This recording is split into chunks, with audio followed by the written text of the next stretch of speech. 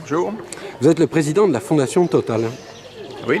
Vous pouvez nous rappeler l'investissement de Total dans le département du Var? Écoutez, la Fondation Total, c'est une fondation d'entreprise donc, qui a vocation à intervenir un peu partout dans le monde, particulièrement en France. Et les circonstances ont fait qu'on est intervenu beaucoup dans la région Provence-Alpes-Côte d'Azur et en particulier dans le Var pour répondre plus directement à votre question. Alors ça s'est passé d'abord avec un partenariat avec le parc de Porquerolles. Et ce partenariat a consisté en un certain nombre d'opérations de préservation de l'environnement.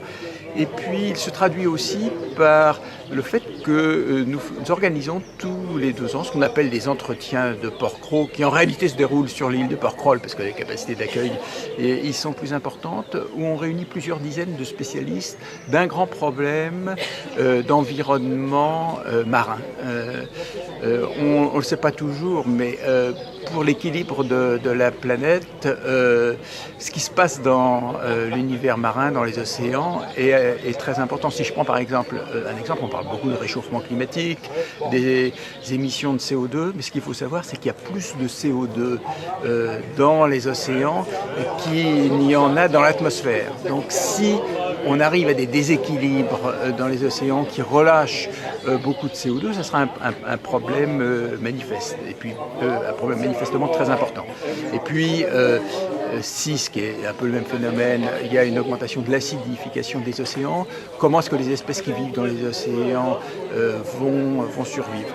Donc ce partenariat avec Porquerolles est pour nous très important. Et puis nous sommes aujourd'hui ici au domaine du Rayol, et dans le cadre des actions que nous menons conjointement avec la Fondation du Patrimoine, nous avons participé au financement de la restauration d'un bâtiment qui est sur ce magnifique parc, la plus belle réserve naturelle en bord de mer sur toute la côte de Marseille à la frontière italienne, et qui va donner une nouvelle structure pour permettre aux visiteurs d'avoir une meilleure compréhension des enjeux sur la diversité, alors là sur les espèces terrestres.